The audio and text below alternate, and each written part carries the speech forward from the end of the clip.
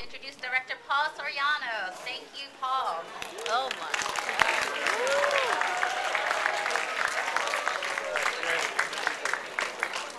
Hey guys, thanks for staying. You guys enjoy the film? Yeah. Alright, well let's open up a couple questions before you guys head out, if there's anything. Shout it. Is this thing gonna be in iTunes?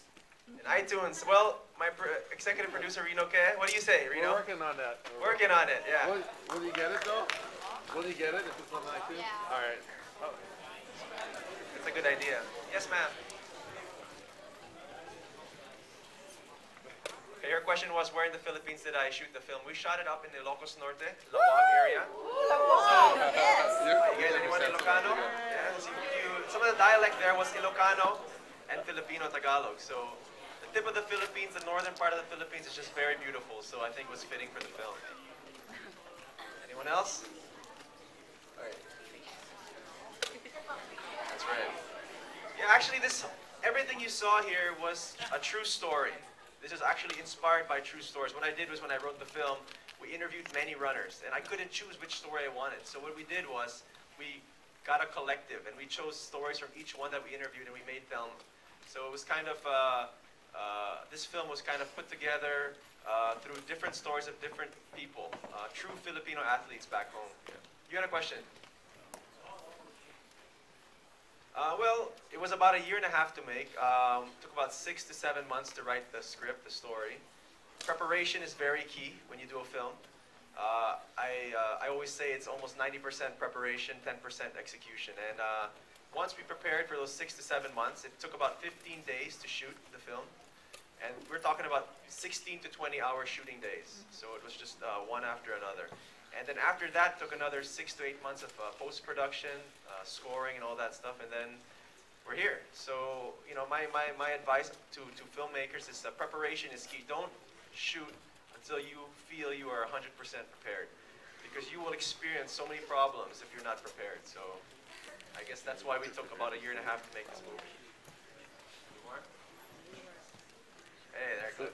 What inspired you to make this film? What inspired me is a good question. Well, big sports fan. I love sports films. You know, just a handful of films that I really liked. There's, I don't know if you all saw Children of Heaven, a good film from, I think, the Middle East. Some mainstream films like, you know, Remember the Titans. I don't know if you guys see that. You know, $1 Million Baby. All those sports films. For some reason, after I watch a sports film, it makes me want to run, makes me want to do something better with my life. So I thought the Philippines would be ready for a sports film. It's very rare to have sports films back home. Yeah. So I thought that maybe it's time. And running back home is actually quite popular now. So yeah, that just inspired me. And I also want to, you know, share stories that inspire people, you know, that tell people. Actually, one of the big lessons, people ask me, what's the biggest lesson I learned making this film is, for students here, you guys, if you want to dream big, I always encourage that, dream big, because it's free to dream, right?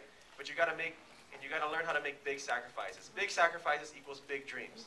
And if you ask anybody that's successful at their craft, successful at what they do, they had to sacrifice somewhere. So I encourage, you know, everyone to dream, but at the same time, make sure that you're working on getting there. You know, don't just dream. You gotta pursue it. You know, you can't sit in your room and expect all your dreams to come true. You gotta get out of your comfort zone, sacrifice, so that it can happen. There's a line in the film here that's very important to me, is seeing your victory before it even happens. I like to visualize as a filmmaker as well. I saw this whole film actually even before we started. That's how prepared we were. And I encourage that to you students, is that if you got a goal, you got a dream, see it before it happens. Because if you can't see it before it happens, it'll be tough to have it come true. Good question. Any more? Hey, Caroline. THELMA. Why did I title the film THELMA? Good question. Actually, well, you know, honestly, there was a cameo here called Elma Muros. She was the coach. She had a very small role. She's actually a Filipina champion. She's a world champion, Elma Muros. Although some of the film is loosely based on her life, there's some stories about her here in this film. She was one of our greatest runners. And as we were writing the film, Elma, and then we thought maybe THELMA might work, might sound good. And it's kind of a rare name. But also, I guess the reason behind it, after we wrote the name THELMA, we looked at the definition of the name. I don't know if you guys Google your name. get the definition, right? But Thelma means willpower, the power of will. And that's what Thelma had. And that's basically her character. Sure. Oh, the hardest part. Actually, I mean, every day was a challenge, but I would say the running scenes was probably the hardest to film. I mean, if you guys get on a film set, there's a lot of takes because you want different angles. So, you know, I props to Maja Salvador, who had to keep running and running and running until we were happy with the shots, you know. There was actually a point where she collapsed twice on the set because of severe leg cramps. And, you know, running barefoot on roads that are not paved is tough, you know. I mean, walking barefoot alone is, you know, has its challenges. What more running? So, you know, those are the tough parts. Of course, you know, I guess weather was also a challenge. But, you know, overall, we were challenged a lot. But as the film continued to inspire me, there's also another tagline. If you read our poster, some people run away from their problems, but she ran to fix them. So that's what we did. Every time we had a challenge, we found a solution. That was just kind of how it was. There's a question in the back there, please, sir. Oh, go ahead. Is there going to be a sequel? Well, right now, there's no plans for a sequel, but I want to keep doing films with this kind of theme, you know. And who knows? Maybe there will be another film like this, but maybe just a different story. Good question. What happens to the sister? What happened to the sister? Well, I believe she walks again. You know, I like to think that. You know, I purposely left it a little open-ended. I'm the kind of filmmaker that doesn't like to give it all away. I like you also to kind of, you know, imagine it and make up your own endings. But at the end of the film, what I want to encourage you is that she didn't quit. She ran, and she ran, and she ran. And whatever her running brought her, I really believe it helped her family. Why did the scissor jump off the wheelchair? Good question. You know, a lot of people ask me that question. And, you know, I wish I could sit here longer and talk to you about the film because I really have a whole, you know, pages worth of symbolisms in the movie. There's a line in the film. Thelma brings her to this really nice scenic area, and that's, I think, over in the northern part near Suma Beach in Ilocos Norte. Thelma said something like, "It's so nice here, ang ganda dito, diba?" But I really felt when I was writing that, and by interviewing also people who are handicapped or on wheelchairs, is that no matter how beautiful it is, it's never beautiful from their wheelchair, right? It's tough. It's tough for Hannah, right? The sister may be enjoying the view. It may be nice, but from a wheelchair's perspective, she wasn't enjoying it. And I guess there was a little bit of her that needed attention. That's why I had her fall off so that maybe Thelma could forget how beautiful everything is and realize, hey, you know, look at me. You know, look what happened. So that's kind of the symbolism in that scene. That's a good question.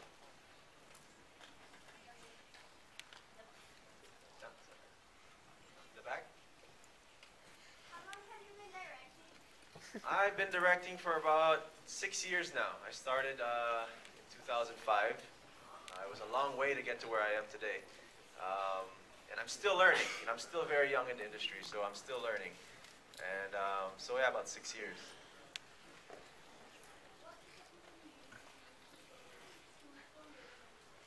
Well, the camera that we used was the Arri Alexa. If you want to get technical there, the camera, that Alexa, the Arri. I don't know if you guys are familiar with Arri. They make great film cameras. I've used it. I've played with it, and just recently, since we're entering this digital high definition revolution, they made their version of a digital camera.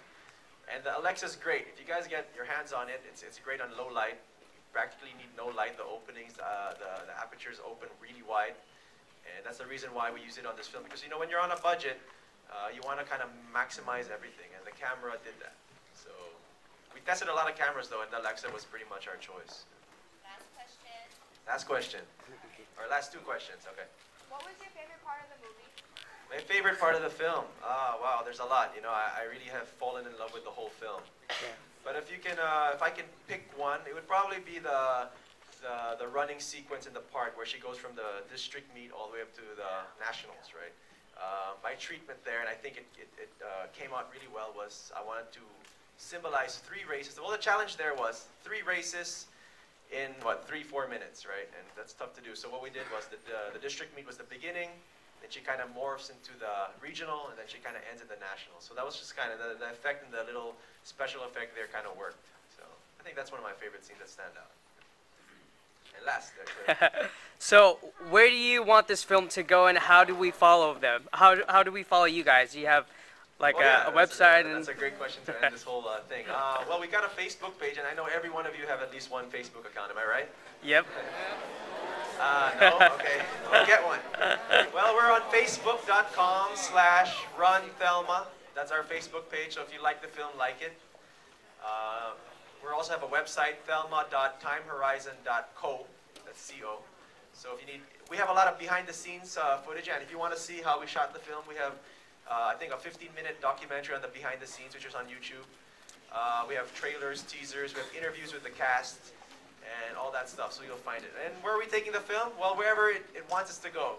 I like to say we're running all over the U.S. now, right? We were running in the Philippines, now we're running here in Hawaii, and hopefully we get to run on the mainland and maybe all over the world. So, for as long as people want to watch the film, we'll be there.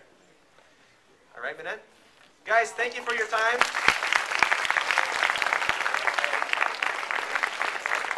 I'm glad you enjoyed the film. On behalf of Rinoke, the executive producer, Maja Salvador, and everyone, the cast of Thelma, we thank you for having and spending your morning with Thelma. Thanks, guys.